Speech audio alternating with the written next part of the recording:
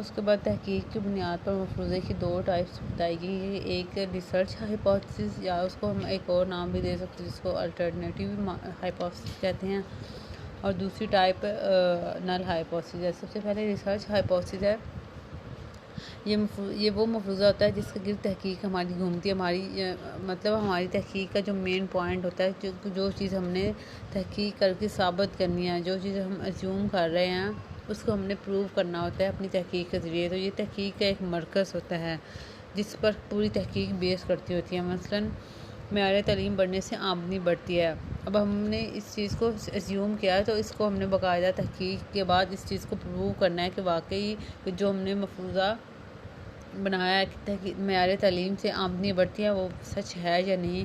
तो इसकी सच्चाई को देखने के लिए हम पूरा तहकीक का प्रोसेस करते हैं, तो उसके बाद ही हमारे पास रिज़ल्ट आता है। तो इसलिए इस मफरूज़े को हम तहकीकी मफरूज़ा कहते हैं। उसके बाद है नल हाइपोथेसिस। ये दूसरी टाइप है। जो नल हाइपोथेसिस होता है, ये हमारी रिसर्च हाइपोथेसिस से अपोजिट होता है, उसके उल्ट होता है। कि अगर हम कहें कि मेयार तालीम बढ़ने से आमदनी बढ़ती है, तो जो उसका नल हाइपोथेसिस होगा वो इसके उल्ट होगा कि मेयार तालीम बढ़ने से आमदनी नहीं बढ़ती। तो हम कह सकते हैं कि ये मफरूज़ा किसी भी तहकीक की सच्चाई को साबित करने के लिए या सच्चाई में इजाफ़ा करने के लिए होता है, या फिर ये मफरूज़ा जो हम रिसर्च हाइपोथेसिस बनाते हैं या तहकीकी मफरूज़ा बनाते हैं, उसकी सच्चाई में इजाफ़ा करने के लिए ये मफरूज़ा होता है। उसके बाद नेक्स्ट है कि मफरूज़े की जांच। कि हम किसी मफरूज़े की जांच कैसे सकते हैं कि मफरूज़ा दुरुस्त है या गलत है। उसके लिए कुछ पॉइंट्स हैं, कुछ बातें हैं जिसको ज़हन में रखनी होती हैं कि मफरूज़े को वैसे तो हम तहकीक की बुनियाद पे ही दुरुस्त बता सकते हैं कि ये मफरूज़ा हमारा एक्सेप्ट हो रहा है या रिजेक्ट हो रहा है, लेकिन इससे पहले मंदरजा झैल चीज़ों का मफरूज़े में होना लाज़मी है। कि मफरूज़ा मुशाहिदा किए हुए हक़ाइक़ से मुताबिकत रखता है, कि हमने उससे पहले जो हक़ाइक़ मुशाहिदा किए हैं मफरूज़ा उसके साथ रिलेट करता हो। उसके बाद मफरूज़ा मुशाहिदा किए हुए हक़ाइक़ की ना सिर्फ उसके साथ रिलेट करता हो, मुताबिकत रखता हो, बल्कि वो उन हक़ाइक़ की वज़ाहत भी करता हो। और थर्ड वन है कि मफरूज़ा उससे पहले जो रिज़ल्ट्स आ चुके हैं, उससे पहले जो तस्वुरात और नज़रिए बन चुके हैं, मफरूज़ा उन साबित किए हुए तामीमों से इख्तिलाफ़ ना रखता हो, बल्कि उनको मज़ीद वेरीफ़ाई करता है, उनके ख़िलाफ़ ना जाता हो। उसके बाद नेक्स्ट है कि मफरूज़ा पेशन गोई के मकासद को कामयाबी के साथ पूरा करता हो। कि मतलब इससे पहले जो प्रेडिक्शन दे चुके हैं, मफरूज़ा उसको कामयाबी के साथ पूरा करता हो, कि उसके ऊपर पूरा उतरता हो, उस पेशन गोई को दुरुस्त साबित करता हो, और मफरूज़े में सादगी और वज़ाहत हो। मतलब मफरूज़े में हम जो चीज़ बयान कर रहे हैं वो सादा और आसान अल्फाज में हम उसको बता रहे हैं, उसमें कम्प्लेक्सिटी ना हो कि मफरूज़े की समझ ही ना आए।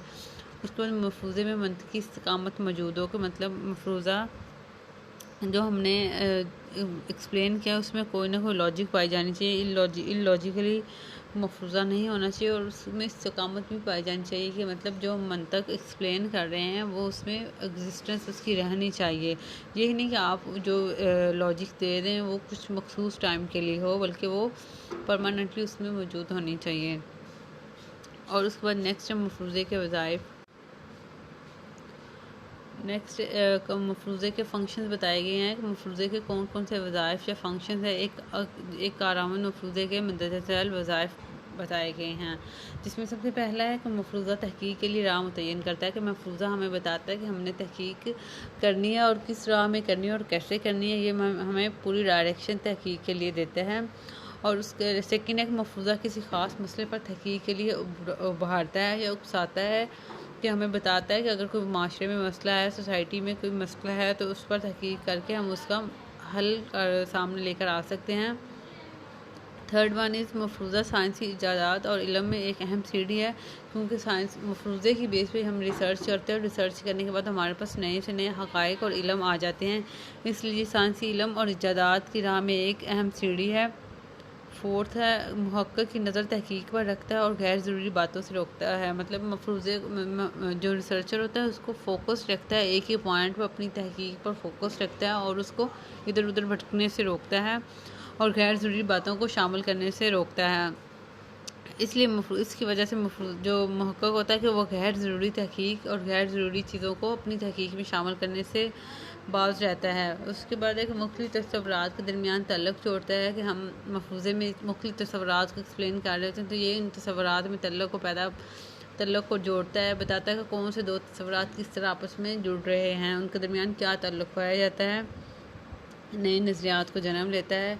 क्योंकि मफ़रूज़े के दुरुस्त होने की बेस पर हमारे सामने हक़ाइक़ आ जाते हैं और हक़ाइक़ को एक नज़रिए की शक्ल इख्तियार कर लेते हैं, क्योंकि उनकी वेरिफिकेशन बज़रिया तहक़ीक़ हो जाती है, इसलिए हमारे सामने नए नज़रियात आ जाते हैं। उसके बाद समाजी मसाइल पर गहरी और अहम मालूमात देता है, नताइज अख़ज़ करने में मदद देता है।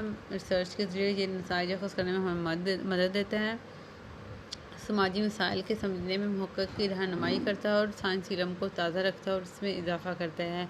ये सारे मफ़रूज़े के फ़ंक्शन से जो हमने यहाँ पे पढ़े हैं।